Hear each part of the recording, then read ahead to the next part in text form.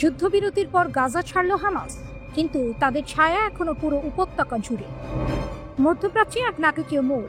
ইসরায়েলের সঙ্গে যুদ্ধবিরতি কার্যকর হতেই হামাস ঘোষণা দিয়েছে তারা আর গাজার শাসনে থাকবে না। এই সিদ্ধান্ত যেন যুদ্ধোত্তর গাজায় নতুন এক অধ্যায়ের সূচনা। কিন্তু প্রশ্ন এখন একটাই, হামাস কি সত্যিই সরে যাচ্ছে, নাকি এটি এক কৌশলগত নীরবতা?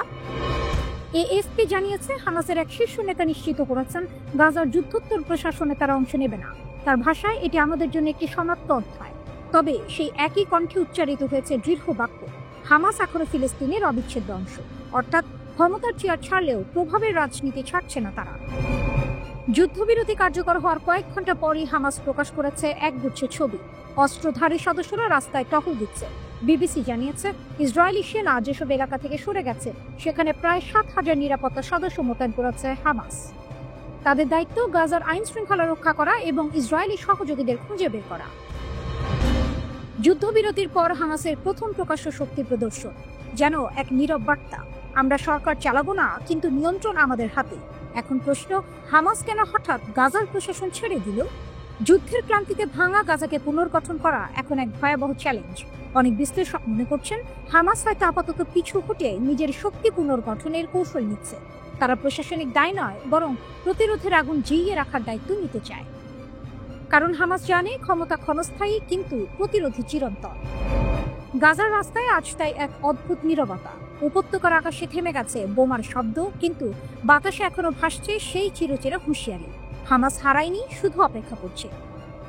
বিশ্ব তাকিয়ে আছে এই ছোট্ট উপত্যকার দিকে, যেখানে যুদ্ধবিরতির নিচে এখনো জ্বলছে প্রতিরোধের আগুন। গাজা হয়তো শান্ত, কিন্তু তার হৃদয়ে এখনো ধ্বনিত হচ্ছে এক বাক্য, আমরা ফিরে আসব। ফিলিস্তিনের মুক্তিকামী গোষ্ঠী হামাস রাজনৈতিক ক্ষমতা ছেড়ে দেয়া এবং যুদ্ধ পরবর্তী গাজার শাসন ব্যবস্থা ফিলিস্তিনের ঐক্য সরকারের হাতে ছেড়ে দিতে রাজি। তবে একটি স্বাধীন ফিলিস্তিন রাষ্ট্র গঠন না হওয়া পর্যন্ত তারা নিরস্ত্র হবে না। এনবিসি নিউজকে একথা জানিয়েছে হামাসের ঊর্ধ্বতন এক রাজনৈতিক কর্মকর্তা বাসেম নাইম। তিনি বলেন, আমরা শাসন ক্ষমতা থেকে সরে যেতে এবং গাজার শাসন পরিচালনা একটি বোর্ড, সরকার বা কমিটির হাতে তুলে দিতে প্রস্তুত। ওদিকে হামাসের মুখপাত্র লতিফ আর কানুয়া আরব নিউজকে বলেছেন, গাজা প্রশাসন দেখভাল করার জন্য একটি কমিটি প্রতিষ্ঠার প্রস্তাবে হামাসের আপত্তি নেই, তবে ফিলিস্তিনি সমাজের অবিচ্ছেদ্য অংশ হিসেবে থাকবে হামাস। এর আগে হামাসের নেতারা যুদ্ধ পরবর্তী গাজা প্রশাসন সহ অন্যান্য গুরুত্বপূর্ণ বিষয়ে বিভক্ত ছিল, কিন্তু এখন হামাসের শীর্ষ সদস্যরা নিরস্ত্রীকরণ প্রশ্নে বিভক্ত বলেই মনে হচ্ছে। হামাস বলেছে তাদের 40,000 কর্মচারী গাজার সরকারি গুরুত্বপূর্ণ সব প্রতিষ্ঠান, যেমন স্বাস্থ্যসেবা, শিক্ষা এবং নিরাপত্তা বিভাগে কাজ করে।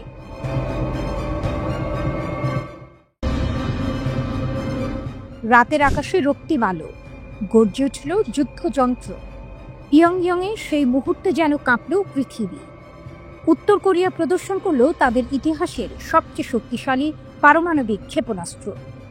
পিয়ংইয়ংয়ের কিম ইল সুং স্কোয়ারে আয়োজিত এক বিশাল সামরিক কুচকাওয়াজে উত্তর কোরিয়া উন্মোচন করেছে তাদের নতুন আন্তঃমহাদেশীয় ব্যালিস্টিক ক্ষেপণাস্ত্র ওয়াসং-20।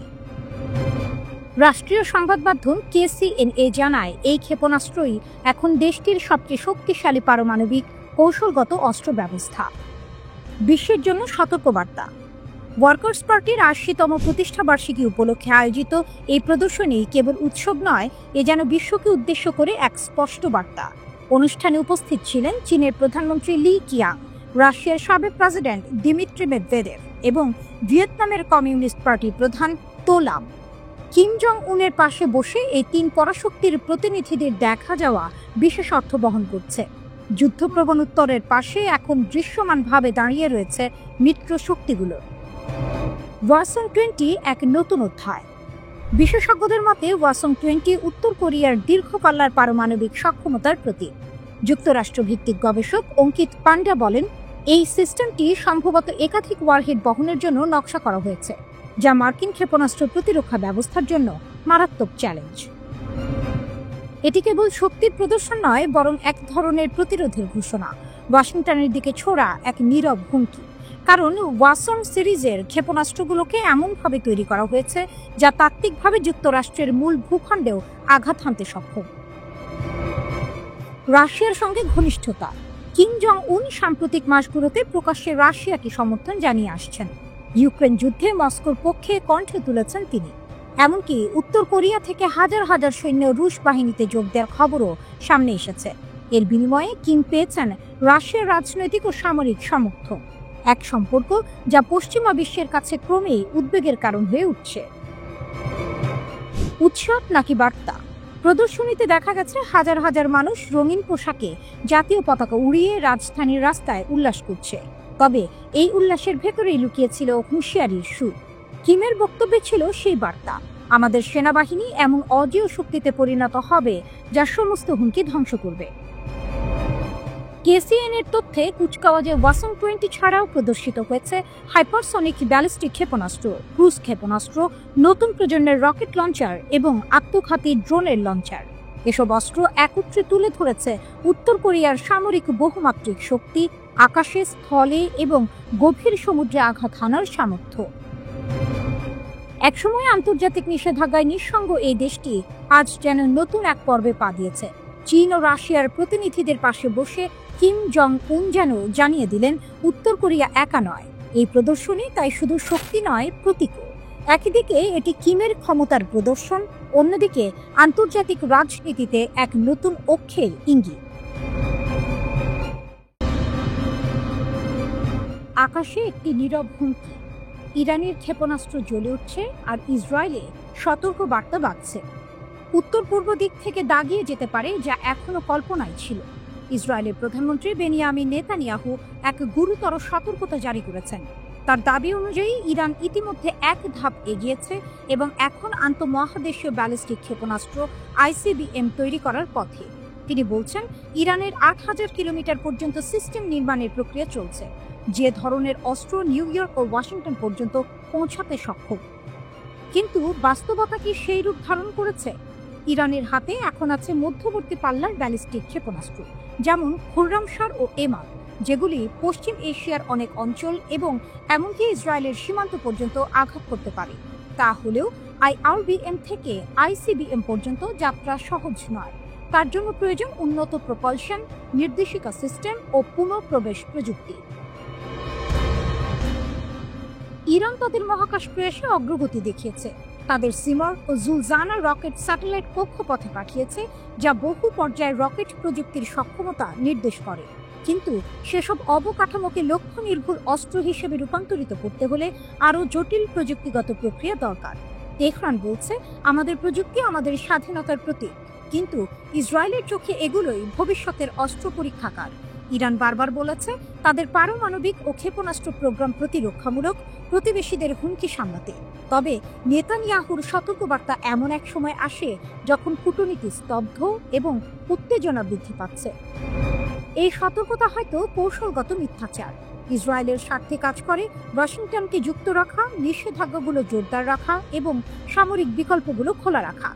যদিও 2025-এর মাঝপথে একটি যুদ্ধবিরতি স্বাক্ষরিত হয়েছে, অবিশ্বাস এখনো গভীর। ইরানের প্রক্সি গোষ্ঠীর কারণেও ইসরায়েল প্রস্তুত থাকতে বাধ্য। উভয় পক্ষই দেখছে এই সংঘাতকে অস্তিত্বগত চোখে। ইসরায়েল ইরানের দ্রুতগতির পারমাণবিক ও ক্ষেপণাস্ত্র সক্ষমতাকে একটি তাৎক্ষণিক বিপদ হিসেবে দেখছে। অন্যদিকে ইরান মনে করে, বিরূপ আক্রমণ যেমন গুপ্ত ও প্রকাশ্যভাবে ঘটছে, সেগুলো থেকে রক্ষা পেতে সুরক্ষা অপরিহার্য। ইরান ইসরায়েলের প্রধানমন্ত্রী বেনিয়ামিন নেতানিয়াহুর বক্তব্যকে মিথ্যা ও মন গড়া বলে উড়িয়ে দিয়েছে। নেতানিয়াহু দাবি করেছেন, ইরান এমন দূরপাল্লার ক্ষেপণাস্ত্র তৈরি করছে যা যুক্তরাষ্ট্রের শহরগুলোয় আঘাত হানতে সক্ষম হবে। মার্কিন পডকাস্টার বেন শাপিরোর সঙ্গে প্রকাশিত এক সাক্ষাৎকারে নেতানিয়াহু বলেন, ইরান এখন ৮,০০০ কিলোমিটার পাল্লার আন্তঃমহাদেশীয় ব্যালিস্টিক ক্ষেপণাস্ত্র তৈরি করছে। তিনি আরও বলেন, এর সঙ্গে আর ৩,০০০ কিলোমিটার যোগ করলেই তারা new York, Washington, Boston, Miami, এমনকি প্রেসিডেন্ট ডোনাল্ড ট্রাম্পের ফ্লোরিডার মার-এ-লাগোর বাসভবনেও আঘাত হানতে পারবে। ইরানের পররাষ্ট্রমন্ত্রী আব্বাস আরাকচি এই বক্তব্যের নিন্দা জানিয়ে বলেন, ইসরায়েল ইরানের আত্মরক্ষামূলক সামরিক সক্ষমতাকে বিকৃতভাবে উপস্থাপন করে সেটিকে হুমকি হিসেবে দেখাতে চায়।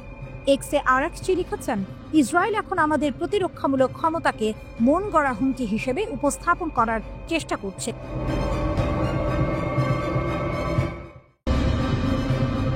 অস্ত্র ছাড়বে হামাস? যুদ্ধবিরতির মাঝেও উত্তাল প্রশ্ন। গাজায় যুদ্ধ থেমেছে, যুক্তরাষ্ট্রের মধ্যস্থতায় যুদ্ধবিরতি চুক্তিও হয়েছে, কিন্তু এখন বড় প্রশ্ন, হামাস কি আসলেই অস্ত্র ছাড়বে? এই প্রশ্নেই আটকে আছে চুক্তির ভবিষ্যৎ। ইসরায়েল চায় হামাস পুরোপুরি অস্ত্র জমা দিক, গাজার নিয়ন্ত্রণ ছেড়ে দিক, এমনকি সংগঠন হিসেবেও ভেঙে পড়ুক। কিন্তু বাস্তবতা বলছে ভিন্ন কথা। হামাস প্রকাশ্যে অস্ত্র সমর্পণের যে কোনো দাবি সরাসরি প্রত্যাখ্যান করেছে। তবে কিছু বিশেষজ্ঞ বলছেন হামাস গোপনে আলোচনায় কিছু ছাড় দেওয়ার ইঙ্গিত দিয়েছে। ইউরোপীয় কাউন্সিল অন ফরেন রিলেশনসের গবেষক হিউ লোভ্যাটের ভাষায় অস্ত্র ছাড়ার বিষয়ে হামাসের অবস্থান এখন সবচেয়ে বেশি বদলেছে। তিনি আরও জানান, হামাস কিছু আক্রমণাত্মক অস্ত্র, বিশেষ করে দীর্ঘ পাল্লার ক্ষেপণাস্ত্র সমর্পণে আগ্রহ দেখিয়েছে। তবে হালকা অস্ত্র, সুড়ঙ্গ ব্যবস্থার মানচিত্র কিংবা প্রতিরোধমূলক ক্ষমতা তারা ছাড়বে না বলেই মনে করা হচ্ছে। হামাস অস্ত্র ছাড়বে, কিন্তু শর্ত সাপেক্ষে। ইন্টারন্যাশনাল ক্রাইসিস গ্রুপের গবেষক আজমি কেশাওয়ি মনে করেন, হামাস তখনই অস্ত্র ছাড়বে যখন ইসরায়েলি দখল শেষ হবে এবং একটি গ্রহণযোগ্য ফিলিস্তিনি নেতৃত্ব গাজার দায়িত্ব নেবে। কেশাওয়ি বলেন, হামাস তাদের অস্ত্র শুধু তখনই দেবে যখন এগুলোর আর দরকার থাকবে না, অর্থাৎ প্রতিরোধের পথ পুরোপুরি বন্ধ হলে তবেই নিরস্ত্রীকরণ সম্ভব। এটাই হামাসের মূল বার্তা। গাজার মাটিতে এখন শুধু হামাস নয়, আরও সশস্ত্র গোষ্ঠী রয়েছে, পিআইজে, পিইএলপি, আল আকসা ব্রিগেড সহ অনেকেই।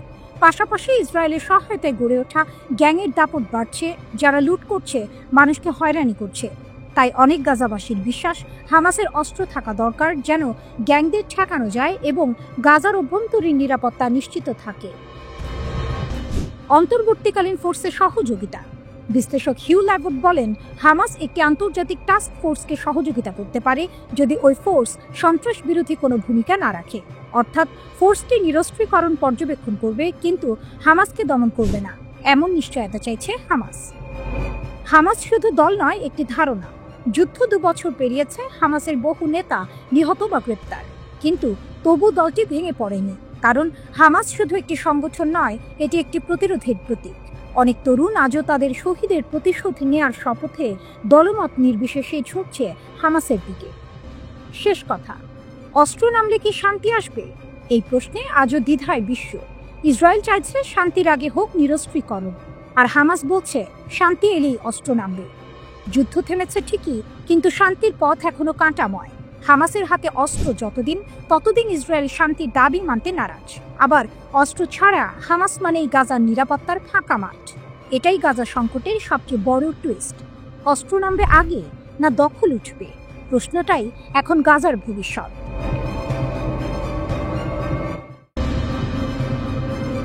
গাজায় যুদ্ধবিরতির পরও পুরো অঞ্চল এখনো টগবগ করছে।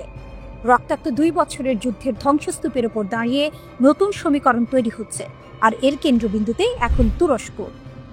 তুরস্কের প্রেসিডেন্ট রিসেপ তাইয়েপ এরদোয়ান গাজায় আন্তর্জাতিক টাস্ক ফোর্স পাঠাতে সবুজ সংকেত দিয়েছেন। প্রতিরক্ষা মন্ত্রণালয়ের সূত্র নিশ্চিত করেছে, তুর্কি সেনারা গাজা মিশনের জন্য পুরোপুরি প্রস্তুত। এএফপির প্রতিবেদনে বলা হয়েছে, যুদ্ধবিরতি বাস্তবায়ন ও শান্তি বজায় রাখতে তুর্কি সেনারা আন্তর্জাতিক টাস্ক ফোর্সে যোগ দেবে। এই নিয়ে আলোচনা করতে ইতিমধ্যেই মিশরের শার্ম আল শেখে পৌঁছেছে তুর্কি সামরিক প্রতিনিধি দল। তুরস্ক এই প্রথম নয়, বহুবার গাজা সংকটে মধ্যস্থতাকারী হিসেবে ভূমিকা নিয়েছে। কিন্তু এবারে বিষয়টা অন্যরকম।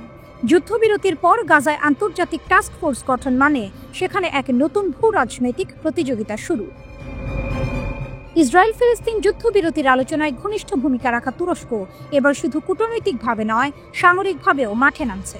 প্রেসিডেন্ট এরদোয়ান বলেন, তুরস্ক যুদ্ধবিরতি বাস্তবায়ন তদারকির টাস্ক ফোর্সে অংশ নেবে, তবে তিনি বিস্তারিত কিছু জানাননি।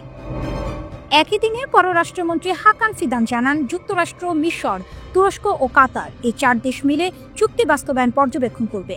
এই জোটই যুদ্ধবিরতির পরে শান্তি ও মানবিক সহায়তা কার্যক্রম সমন্বয় করবে। যুক্তরাষ্ট্র জানিয়েছে, তারা ইসরায়েলে 200 সেনা পাঠাবে, কিন্তু ফিলিস্তিনি ভূখণ্ডে কোনোভাবেই মোতায়েন হবে না। মার্কিন সামরিক বাহিনীর সেন্ট্রাল কমান্ড গাজায় সিভিল মিলিটারি কোঅর্ডিনেশন সেন্টার সিএমসিসি তৈরি করবে, যার কাজ হবে মানবিক সহায়তা ও নিরাপত্তা তদারকি। অন্যদিকে তুরস্কের অবস্থান আরও দৃঢ়। তারা শুধু তদারক নয়, মাঠে সক্রিয় উপস্থিতি চায়। এরদোয়ান বহুবার বলেছেন, গাজায় শান্তি মানে শুধু যুদ্ধ থামানো নয়, ইসরায়েলি আগ্রাসন ঠেকানো। এই অবস্থানই পশ্চিমা জোটের মধ্যে অস্বস্তি তৈরি করেছে। বিশেষ করে যুক্তরাষ্ট্রের সঙ্গে তুরস্কের সম্পর্ক অনেকটা টানা পড়ে নেয়। মিশরে 3 দিন ধরে পর্দার আড়ালে চলা নিবিড় আলোচনার পর মার্কিন প্রেসিডেন্ট ডোনাল্ড ট্রাম্প জানিয়েছেন ইসরায়েল এবং হামাস তার প্রস্তাবিত 20 দফা শান্তি পরিকল্পনার প্রথম ধাপে সম্মত হয়েছে।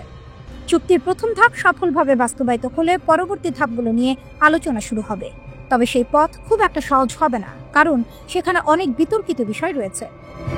প্রস্তাবনা অনুযায়ী উভয় পক্ষ রাজি থাকলে যুদ্ধ অবিলম্বে শেষ হয়ে যাবে। গাজাকে সম্পূর্ণ নিরস্ত্রীকরণ করা হবে এবং সেখানকার সব সামরিক ও সন্ত্রাসী অবকাঠামো ধ্বংস করা হবে।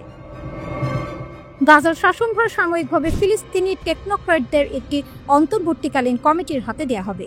এই কমিটির কার্যক্রম তত্ত্বাবধান করবে একটি শান্তি বোর্ড, যার নেতৃত্বে থাকবেন ডোনাল্ড ট্রাম্প এবং বোর্ডে আরও থাকবেন সাবেক ব্রিটিশ প্রধানমন্ত্রী টনি ব্লেয়ার। তেহরানে ইরান রাশিয়ার পারমাণবিক বন্ধন আরও গভীর। নতুন চুল্লি, নতুন চুক্তি। ইরান বলছে এই শক্তি যুদ্ধের নয়, উন্নতির। তেহরানের ব্যস্ত কূটনৈতিক দিনপঞ্জিতে বিশেষ এক দিন। ইরানের আণবিক শক্তি সংস্থার প্রধান মোহাম্মদ ইসলামি বৈঠক করলেন রাশিয়ার পারমাণবিক জায়ান্ট রোসাটমের আন্তর্জাতিক বিষয়ক উপমহাপরিচালক নিকোলাই স্পাসকির সঙ্গে। এজেন্ডা একটাই, ইরান রাশিয়ার পারমাণবিক সহযোগিতা আরও এগিয়ে নেওয়া। কিন্তু এই বৈঠক শুধু প্রযুক্তিগত নয়, এতে লুকিয়ে আছে এক ভূ রাজনৈতিক বার্তা। যেখানে পশ্চিমা নিষেধাজ্ঞা ইরানের শক্তিকে রুদ্ধ করতে চায়, সেখানে তেহরান মস্কোর হাত ধরে বলছে আমরা পিছিয়ে পড়ব না। 24 সেপ্টেম্বর ইসলামীর মস্কো সফরের পর এই বৈঠক অনুষ্ঠিত হয়। তখনই উভয় দেশ ইরানের ছোট পারমাণবিক বিদ্যুৎ কেন্দ্র নির্মাণে সহযোগিতার জন্য একটি সমঝোতা স্মারক সই করে। এবারের আলোচনায় সেই প্রকল্পগুলোর অগ্রগতি এবং বাস্তবায়নের গতি বাড়ানোর বিষয়েই মূলত জোর দেওয়া হয়েছে। ইরান ও রাশিয়া একসঙ্গে কাজ করছে হরমুজ পারমাণবিক বিদ্যুৎ কেন্দ্র প্রকল্পে, যেখানে 4টি শক্তিশালী 1250 মেগাওয়াট ক্ষমতা সম্পন্ন চুল্লি নির্মাণের পরিকল্পনা রয়েছে। ইসলামের সফরের মাত্র 2 দিন পর দুই দেশই $25 বিলিয়ন এক ঐতিহাসিক চুক্তি সই করে, যা তাদের যৌথ পারমাণবিক যাত্রাকে নতুন উচ্চতায় নিয়ে যায়। এই চুক্তি ইরান রাশিয়ার 20 বছরের কৌশলগত অংশীদারিত্ব চুক্তির অংশ, যা জানুয়ারিতে স্বাক্ষরিত হয়েছিল। রাশিয়ান পার্লামেন্টের নিম্নকক্ষ স্টেট ডুমা ইতিমধ্যেই এই চুক্তিকে অনুমোদন দিয়েছে, যা এখন বাধ্যতামূলক রূপ পেয়েছে। এটি স্পষ্ট বার্তা দিচ্ছে তেহরান ও মস্কোর সম্পর্ক এখন শুধু বন্ধুত্ব নয়, দীর্ঘমেয়াদী কৌশলগত অংশীদারিত্ব। বৈঠকে আলোচনাকে বিস্তৃত ও ফলপ্রসূ বলে বর্ণনা করেছে ইরানের AEOI। তারা জানিয়েছে উভয় পক্ষই চলমান সহযোগিতার অগ্রগতি পর্যালোচনা করেছে এবং যৌথ প্রকল্পগুলো দ্রুত বাস্তবায়নের উপর জোর দিয়েছে। অর্থাৎ এখন কথার নয়, কাজের পালা। আরও একটি গুরুত্বপূর্ণ সিদ্ধান্ত নেওয়া হয়েছে। রোসাটমের মহাপরিচালক আলেক্সি লিকাসেভ ইরান সফর করবেন। তিনি ব্যক্তিগতভাবে বুশেহর পারমাণবিক বিদ্যুৎ কেন্দ্রের ইউনিট 2 ও 3 এর নির্মাণ অগ্রগতি পর্যবেক্ষণ করবেন। দক্ষিণ ইরানে রাশিয়ার সহযোগিতায় তৈরি এই কেন্দ্র আজ ইরানের শক্তির প্রতীক হয়ে উঠছে।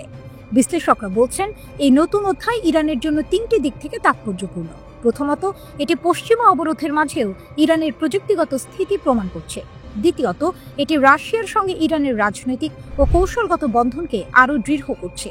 তৃতীয়ত, এটি ইরানের শক্তি নীতিতে স্বনির্ভরতা ও প্রতিরোধ এর দর্শনকে নতুনভাবে প্রতিষ্ঠা করছে।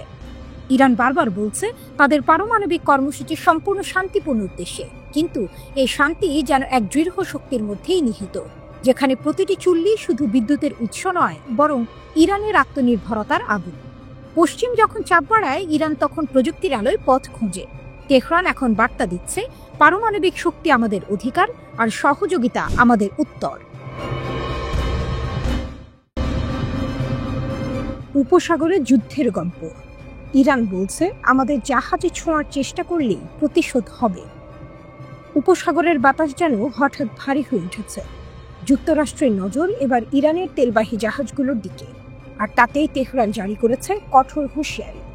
আমাদের জাহাজে হাত দিলে সঙ্গে সঙ্গে জবাব দেওয়া হবে। লেবাননের সংবাদ মাধ্যম আল মায়াদিন জানিয়েছে ইরান ইতিমধ্যেই যুক্তরাষ্ট্রের সন্দেহজনক সামুদ্রিক নড়াচড়া শনাক্ত করেছে। ওয়াশিংটন নাকি ইরানের তেলবাহী জাহাজ আটকানোর পরিকল্পনা করছে, নামমাত্র অজুহাত নিষেধাজ্ঞা। কিন্তু তেহরান এটিকে দেখছে অর্থনৈতিক যুদ্ধ হিসেবে, যা তাদের বাণিজ্য পথ অস্থিতিশীল করতে চায়। ইরানের বার্তা স্পষ্ট, আমাদের জাহাজ বা জলসীমায় কোনো উস্কানি মানে যুদ্ধ ঘোষণা। ইরানের প্রস্তুতি। ইরানি বিপ্লবী গার্ড IRGC এবং সামরিক নৌবাহিনী ইতিমধ্যেই পারস্য উপসাগর ও ওমান সাগরে সর্বোচ্চ সতর্কতায় আছে। উপসাগরীয় ক্ষেপণাস্ত্র ঘাঁটিগুলো প্রস্তুত রাখা হয়েছে যেন মার্কিন নৌবহর সীমা অতিক্রম করলেই সঙ্গে সঙ্গে পাল্টা হামলা চালানো যায়। একজন ইরানি সামরিক কর্মকর্তা বলেন, আমাদের ক্ষেপণাস্ত্রগুলো শুধু প্রদর্শনের জন্য নয়, প্রতিটি নৌবন্দরে এখন যুদ্ধের প্রস্তুতি। ইরান আরও সতর্ক করেছে তার আঞ্চলিক মিত্রদের, কেউ যদি যুক্তরাষ্ট্রকে সাহায্য করে ইরানি জাহাজ থামানোর চেষ্টায়, তবে তারও জবাব দেওয়া হবে। ইরান আরও সতর্ক করেছে তার আঞ্চলিক মিত্রদের, কেউ যদি যুক্তরাষ্ট্রকে সাহায্য করে ইরানি জাহাজ থামানোর চেষ্টায়, তবে তারও জবাব দেওয়া হবে। যুক্তরাষ্ট্রের নতুন পরিকল্পনা। বিভিন্ন আন্তর্জাতিক সূত্র বলছে, যুক্তরাষ্ট্র স্ন্যাপব্যাক নিষেধাজ্ঞা এবং প্রলিফারেশন সিকিউরিটি ইনিশিয়েটিভ PSI কাঠামোর আড়ালে ইরানের তেল রপ্তানি রুদ্ধ করার চেষ্টা করছে। তাদের লক্ষ্য ইরানের তেল আয় রোধ করে তেহরানের অর্থনীতি চেপে ধরা। ওয়াশিংটন নাকি সৌদি আরব, সংযুক্ত আরব আমিরাত এবং বাহরাইনকে চাপ দিচ্ছে যেন তারা যুক্তরাষ্ট্রের নেতৃত্বাধীন একটি নৌবাহিনী জোটে যোগ দেয়। কিন্তু আল মায়াদিন বলছে, অনেক আঞ্চলিক দেশ এই অভিযানে যোগ দিতে অনিচ্ছুক, কারণ সবাই জানে ইরানের সঙ্গে সরাসরি সংঘাতে জড়ানো মানে পুরো উপসাগরকে আগুনে পরিণত করা। ইরানের শক্তি ও বার্তা। ইরানের নৌ ক্ষমতা এখন আগের যে কোনো সময়ের চেয়ে বেশি। আধুনিক ড্রোন, জাহাজ বিধ্বংসী ক্ষেপণাস্ত্র ও সমুদ্রভিত্তিক রাডার সিস্টেম দিয়ে তেহরান তৈরি করেছে এক অদৃশ্য ঢাল, যা পারস্য উপসাগরের ওপর ছায়া ফেলেছে। তেহরান বলছে, আমাদের জাহাজ শুধু তেল বহন করে না, তারা ইরানের মর্যাদাও বহন করে। যারা তা থামাতে চাইবে তাদের মুখোমুখি হতে হবে ইরানের লোহার মুষ্টির। বিশ্লেষকরা বলছেন, এটি কেবল তেল পরিবহন নিয়ে টানাপোড়েন নয়, এটি আসলে শক্তি প্রদর্শনের নতুন অধ্যায়। যুক্তরাষ্ট্র দেখাতে চায় সে এখনো উপসাগরের প্রভু, আর ইরান প্রমাণ করতে চায় এই সমুদ্র এখন তার প্রতিরোধের দুর্গ। যখন মার্কিন যুদ্ধজাহাজ এগিয়ে আসছে, তখন পারস্য উপসাগরের প্রতিটি ঢেউ যেন ইরানের কণ্ঠে ফিসফিস করে বলছে, আমাদের সমুদ্র, আমাদের সার্বভৌমত্ব, কেউ ছুঁয়ে দেখার সাহস করো না। এ যেন নিঃশব্দ এক যুদ্ধের প্রান্তনে, যেখানে এক পাশে মার্কিন নিষেধাজ্ঞা আর অন্য পাশে ইরানের অদম্য আত্মসম্মান। কে জিতবে এই লড়াই? এখন তা নির্ভর করছে কে আগে গুলি চালায় সেই উত্তপ্ত সমুদ্রের বুকে।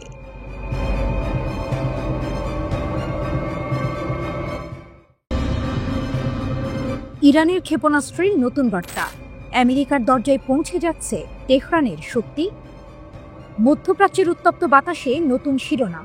কেবল ইসরায়েল নয়, এবার ইরানের ক্ষেপণাস্ত্র পৌঁছাতে পারে আমেরিকার তীরে। এমনই বিস্ফোরক দাবি তুলেছেন ইসরায়েলি প্রধানমন্ত্রী বেনিয়ামিন নেতানিয়াহু। এক সাক্ষাৎকারে নেতানিয়াহু বলেন, ইরান এখন এমন ক্ষেপণাস্ত্র তৈরি করছে যার পাল্লা ৮,০০০ কিলোমিটার, আর মাত্র ৩,০০০ কিলোমিটার বাড়ালেই তারা নিউ ইয়র্ক, ওয়াশিংটন, বোস্টন, এমনকি মার-এ-লাগোতেও আঘাত হানতে পারবে। নেতানিয়াহুর এই মন্তব্যে যেন ছিটকে পড়েছে নতুন আগুন। ওয়াশিংটনের সতর্কতা, তেহরানে নীরব আত্মবিশ্বাস। কারণ ইরান দীর্ঘদিন ধরে তার ক্ষেপণাস্ত্র কর্মসূচিকে শুধু প্রতিরক্ষা নয়, বরং সার্বভৌম মর্যাদার প্রতীক হিসেবে তুলে ধরেছে। ইসরায়েলি প্রধানমন্ত্রী দাবি করেছেন, ট্রাম্প প্রশাসনের সহায়তায় তারা একসময় ইরানের আন্তঃমহাদেশীয় ক্ষেপণাস্ত্র কর্মসূচি নিষ্ক্রিয় করেছিল। তার ভাষায়, আমরাই সেই প্রোগ্রাম ধ্বংস করেছি যা আমেরিকার শহরগুলোকে হুমকি দিচ্ছিল। কিন্তু বাস্তবতা বলছে ভিন্ন কিছু। ইরান যেন ফিরে এসেছে আগের থেকেও বেশি শক্তি নিয়ে, বিজ্ঞান, প্রযুক্তি আর সামরিক সংকল্পে। ইরান এখন এমন ক্ষেপণাস্ত্র প্রযুক্তি অর্জন করেছে যা ৮,০০০ কিলোমিটার দূরত্ব পাড়ি দিতে সক্ষম। এই হিসাবেই ইসরায়েলের উদ্বেগ, কারণ এর মানে দাঁড়ায় ইরানের নাগাল এখন শুধু তেল আবিব নয়, পুরো ইউরোপ, এমনকি আটলান্টিকের ওপার পর্যন্ত পৌঁছে যাচ্ছে। নেতানিয়াহুর বক্তব্যের পর যুক্তরাষ্ট্র দ্রুত মধ্যপ্রাচ্যে সামরিক উপস্থিতি বাড়াতে শুরু করেছে। অন্তত ১ ডজন মার্কিন KC-135 স্ট্র্যাটো ট্যাঙ্কার এবং অন্যান্য রিফুয়েলিং বিমান কাতারের আল উদেইদ ঘাঁটিতে মোতায়েন করা হয়েছে। এই ঘাঁটি মধ্যপ্রাচ্যে আমেরিকার সবচেয়ে বড় সামরিক ঘাঁটি এবং বিশেষভাবে ইরানের নজরেও পড়ে এসেছে একাধিকবার।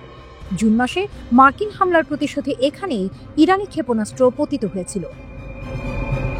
সাম্প্রতিক স্যাটেলাইট চিত্রে দেখা গেছে মার্কিন বিমানবাহী রণতরী USS নিমিটজ বর্তমানে দুবাইয়ের জেবেল আলী বন্দর নোঙর করা আছে। এর যুদ্ধ বিমানগুলো পারস্য উপসাগরে টহল চালাচ্ছে। এই ধরনের প্রস্তুতি সাধারণত বড় সংঘাতের পূর্বাভাসই দেয়। তবে ইরান নিজের পথে অটল। জুনে 12 দিনের যে হামলায় মার্কিন যুক্তরাষ্ট্র ও ইসরায়েল একাধিক ইরানি ক্ষেপণাস্ত্র কারখানা ধ্বংস করেছিল, এখন সেই স্থানগুলোতে পুনর্গঠনের কাজ চলছে। স্যাটেলাইট ছবিতে স্পষ্ট দেখা যাচ্ছে নতুন স্থাপনা। মার্কিন সংবাদ মাধ্যম এনবিসি জানিয়েছে, সম্প্রতি ইরান ইমাম খোমেনি মহাকাশ বন্দরে একটি গোপন ক্ষেপণাস্ত্র পরীক্ষা চালিয়েছে। এদিকে ইউরোপের 3 দেশ ইংল্যান্ড, ফ্রান্স ও জার্মানি ইরানের পারমাণবিক কর্মসূচি পুনরুজ্জীবিত করার জন্য নতুন নিষেধাজ্ঞা আরোপ করেছে। কিন্তু ইরান বলছে, নিষেধাজ্ঞা দিয়ে বিজ্ঞান থামানো যায় না। তেহরানের এই আত্মবিশ্বাসী যেন পুরো গল্পের টুইস্ট। যখন ওয়াশিংটন আতঙ্কিত আর তেল আবিব উদ্বিগ্ন, তখন ইরান নীরবে এগিয়ে যাচ্ছে প্রযুক্তির দুনিয়ায়, নিজের শক্তির স্থপতি হয়ে। শেষ প্রশ্ন একটাই, এটা কি যুদ্ধের আগুনের ইঙ্গিত, নাকি তেহরানের আত্মনির্ভরতার এক নতুন অধ্যায়? ইতিহাস বলছে, ইরানকে ঘেরাও করা যায়, কিন্তু থামানো যায় না।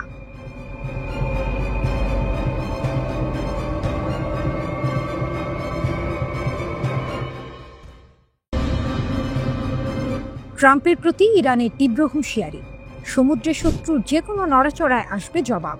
পারস্য উপসাগরের গর্জন যেন এক নতুন অধ্যায়ের সূচনা। ইরানের বিপ্লবী গার্ড IRGC প্রধান মেজর জেনারেল মোহাম্মদ পাকপুরের কণ্ঠে এখন আগুন। সরাসরি সতর্কবার্তা দিলেন ট্রাম্প ও নেতানিয়াহুকে, শত্রুদের যে কোনো পদক্ষেপেরই জোরালো প্রতিক্রিয়া দেওয়া হবে। মধ্যপ্রাচ্যে যখন মার্কিন নৌবহর আর যুদ্ধ বিমানগুলোর চলাচল বেড়ে গেছে, যখন ইসরায়েলি আক্রমণের আশঙ্কা নতুন করে মাথাচাড়া দিচ্ছে, ঠিক তখনই তেহরান জানালো ইরান প্রস্তুত। পারস্য উপসাগরে পাকপুরের সফর, প্রস্তুতির ঝলক। IRGC কমান্ডার পাকপুর সম্প্রতি পারস্য উপসাগরে যান। সেখানে নৌবাহিনীর ঘাঁটিতে গিয়ে সৈন্যদের সঙ্গে কথা বলেন, পর্যালোচনা করেন যুদ্ধ প্রস্তুতি। ইরানি সরকারি সংবাদ মাধ্যম জানায়, সফরে পাকপুর সৈন্যদের আত্মবিশ্বাসে অভিভূত হন। তিনি বলেন, 12 দিনের আরোপিত যুদ্ধে ইরানের সশস্ত্র বাহিনী ইহুদিবাদী শাসন ও যুক্তরাষ্ট্রকে হাঁটু গেড়ে বসতে বাধ্য করেছিল। এ ছিল এক প্রতীকী লড়াই, যেখানে প্রযুক্তি নয়, সাহস আর আধ্যাত্মিক বিশ্বাসী জয় এনে দিয়েছিল ইরানকে। শত্রুদের যে কোনো নড়াচড়া জবাব পাবে, পাকপুরের যুদ্ধের ঘোষণা। পাকপুরের ভাষায়, সমুদ্রে যদি শত্রুদের সামান্য নড়াচড়াও দেখা যায়, IRGC নৌবাহিনী পূর্ণ প্রস্তুতিতে জবাব দেবে। তার এই বক্তব্য এখন পুরো অঞ্চলে আলোচনার কেন্দ্রবিন্দু, কারণ এর আগেই যুক্তরাষ্ট্র মধ্যপ্রাচ্যে যুদ্ধ জাহাজ মোতায়েন করেছে, আর ইসরায়েল বারবার বলেছে তারা ইরানের পারমাণবিক স্থাপনায় নতুন হামলার জন্য প্রস্তুত। কিন্তু তেহরানের প্রতিক্রিয়া ছিল ভিন্ন, হুঁশিয়ারি নয়, ঘোষণা। ইরান জানিয়ে দিল, এবার প্রতিরক্ষা নয়, প্রতিশোধী হবে উত্তর। ইরানের শক্তির প্রতিফলন, ড্রোন, মিসাইল ও মনোবল। 13 জুন ইসরায়েল যখন ইরানের পারমাণবিক স্থাপনায় হামলা চালায়, তখন অনেকেই ভেবেছিল এবার ইরান হয়তো নীরব থাকবে। কিন্তু ইতিহাসের পাতায় সেই ধারণা মুছে দিল ইরানের প্রতিক্রিয়া। তারা একযোগে ডজন খানেক হাইপারসনিক ব্যালিস্টিক মিসাইল ছুড়ে দেয়। লক্ষ্য ছিল তেল আবিব, হাইফা, বেরশেবা। আকাশ কাঁপিয়ে ওঠে। ইসরায়েলের লৌহ গম্বুজ ছিঁড়ে বেরিয়ে আসে আগুনের লেলিহান শিখা। 12 দিনের সেই যুদ্ধ ইসরায়েলি শহরগুলোকে থমকে দেয় আর প্রমাণ করে, ইরান শুধু নামেই নয়, বাস্তবেই আঞ্চলিক শক্তি। মুসাভির বার্তা, নৌবাহিনী তৈরি সর্বাত্মক যুদ্ধে ইরানি সশস্ত্র বাহিনীর প্রধান major general Abdur Rahman Musavi নৌ ইউনিট পরিদর্শন করেন। তাসনিম নিউজের প্রতিবেদনে তিনি বলেন, ইরানি নৌবাহিনী যে কোনো হুমকি মোকাবিলায় সম্পূর্ণ প্রস্তুত। তার দাবি, IRGC নৌবাহিনী এখন এমন ক্ষমতা অর্জন করেছে যা সম্ভাব্য সংঘর্ষে শত্রুর শ্রেষ্ঠত্বকে চ্যালেঞ্জ করবে। 22 জুন যুক্তরাষ্ট্র যখন ইরানের পারমাণবিক স্থাপনায় বিমান হামলা চালায়, তখন পরিস্থিতি আরও উত্তপ্ত হয়। তবে 25 জুন এক মার্কিন দালালিকৃত অস্ত্রবিরতিতে যুদ্ধ থামে। কিন্তু ইরানের বার্তা আজও স্পষ্ট, যুদ্ধ থামতে পারে, প্রতিরোধ নয়। পারস্য উপসাগরের ঢেউয়ের মতোই ইরানের শক্তি গভীর, অবিরাম। ট্রাম্প বা নেতানিয়াহুর জন্য সেটিই সবচেয়ে বড় সতর্কবার্তা। তেহরান যেন বলছে, আমরা যুদ্ধ চাই না, কিন্তু লড়াই থামাবো না, কারণ ইরানের মর্যাদা বজ্রের মতোই অটল।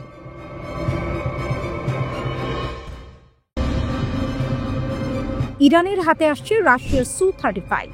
মধ্যপ্রাচ্যে উত্তাপ ক্রমেই বাড়ছে। একদিকে যুদ্ধবিধ্বস্ত গাজা, অন্যদিকে তেল আবিব।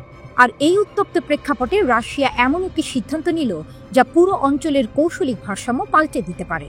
সম্প্রতি ফাঁস হওয়া এক গোপন নথি বলছে, রাশিয়া ইরানকে দিচ্ছে ভয়ঙ্কর অস্ত্র, যা শুধু ইসরায়েলের জন্য হুমকি নয়, বরং এক দুঃস্বপ্ন। জুন মাসে ইসরায়েলের আকস্মিক হামলার জবাব দিয়েছিল শক্তিশালী Iran. Islamic Revolutionary Guard IRGC নিজেদের তৈরি রাডার, জ্যামিং প্রযুক্তি এবং অ্যান্টি এয়ারক্রাফট অস্ত্র দিয়ে শত শত ইসরায়েলি ড্রোন ধ্বংস করেছিল। তবু যুদ্ধের শেষে ইরান বুঝেছিল আধুনিক যুদ্ধ বিমান ও উন্নত রাডার ছাড়া আকাশে আধিপত্য পাওয়া কঠিন। তাই শুরু হলো নতুন প্রস্তুতি, আর সেই প্রস্তুতির কেন্দ্রবিন্দুতে রাশিয়ার হাত রয়েছে। এই দুই দেশের সম্পর্ক আরও গভীর হয়েছিল ইউক্রেন যুদ্ধের সময়। তখন রাশিয়া ইরানের কামিকাজি ড্রোন ব্যবহার করে যুদ্ধের মোড় ঘুরিয়ে দেয়। এরপরই পুতিন ও আয়াতুল্লাহ খামেনির সম্পর্ক নতুন উচ্চতায় পৌঁছায়। ফাঁস হওয়া নথি বলছে, রাশিয়ার রাষ্ট্রোচ্চ প্রতিষ্ঠান রোস্টেকের রেডিও ইলেকট্রনিক টেকনোলজিসের রপ্তানি তথ্য থেকে জানা গেছে ইরানকে গ্রাহক কোড 364 হিসেবে দেখানো হয়েছে। নথি অনুযায়ী 6 বিলিয়ন ইউরো মূল্যের 48টি Su-35 যুদ্ধ বিমানের চুক্তি হয়েছে। অর্থাৎ 2026 থেকে 2028 সালের মধ্যে ইরানের হাতে পৌঁছাবে এই অত্যাধুনিক ফাইটার জেট। Su-35 মূলত রাশিয়ার Su-27 ফ্ল্যাঙ্কার এর আধুনিক সংস্করণ। এটি একসঙ্গে আকাশে আধিপত্য বিস্তার এবং স্থল আক্রমণ দুটোতেই কার্যকর। টার্বোফ্যান ইঞ্জিন এবং দুর্দান্ত গতিশীলতা দিয়ে এটি যে কোনো প্রতিপক্ষকে চমকে দিতে সক্ষম। চমক লাগার বিষয় হলো, রাশিয়া শুধু রপ্তানি নয়, ইরানে তৈরি বা সংযোজনের পরিকল্পনা দিয়েছে। 2024 সালের শুরু থেকেই রাশিয়ার সুখোই ও KIET-এর প্রকৌশলীরা ইরানে অবস্থান করছেন। তারা সম্ভাব্য সংযোজন প্রকল্পের তদারকি করছেন। এভাবে ইরান ভবিষ্যতে 48 থেকে 72টি ফাইটার জেট নিজ দেশে তৈরি করতে পারবে। এটি 1970-এর দশকের পর প্রথম আধুনিক ফাইটার উৎপাদন প্রকল্প। ইরানের বর্তমান বিমান বহর পুরনো মার্কিন F4 ফ্যান্টম 2, F5 টাইগার 2 এবং অল্প সংখ্যক F14 টমক্যাটের ওপর নির্ভরশীল। Su-35 আসলে এই পরিস্থিতিকে পুরোপুরি বদলে দেবে। বিশ্লেষকদের মতে 2027 সালের মধ্যে পূর্ণ স্কোয়াড্রন গঠন করলে ইসরায়েলের জন্য আকাশে এটি নতুন দুঃস্বপ্ন হবে। কল্পনা করুন, মধ্যপ্রাচ্যের আকাশে হঠাৎ Su-35 আধিপত্য বিস্তার করছে। ইসরায়েলের আকাশে নতুন শক্তির উপস্থিতি, এবং এই শক্তি তৈরি হচ্ছে রাশিয়া ও ইরানের যৌথ প্রচেষ্টায়। শুধুই অস্ত্র নয়, এটি রাজনৈতিক শক্তি, কৌশলিক বার্তা এবং আঞ্চলিক শক্তির নতুন চিত্র। মধ্যপ্রাচ্যে নতুন গেম শুরু হচ্ছে। যে দেশগুলো আগে শত্রুদের চোখে ভয় দেখাতে পারত, এখন তাদের আকাশেই নতুন শক্তি দাঁড়িয়ে আছে। ইরান শুধু প্রতিরক্ষা নয়, আক্রমণের সক্ষমতা দেখাচ্ছে। Su-35 এর আগমন শুধু বিমান বহন নয়, পুরো অঞ্চলকে নতুন কৌশলিক দৃষ্টিকোণ থেকে চিন্তা করতে বাধ্য করবে। মধ্যপ্রাচ্য এখন দেখছে এক নতুন যুদ্ধ সামরিক যুগের সূচনা, আর ইরান রাশিয়ার সহায়তায় সেই যুদ্ধের শীর্ষে দাঁড়াচ্ছে। ইলাকের সমুদ্র সৈকতে হুথি আতঙ্ক।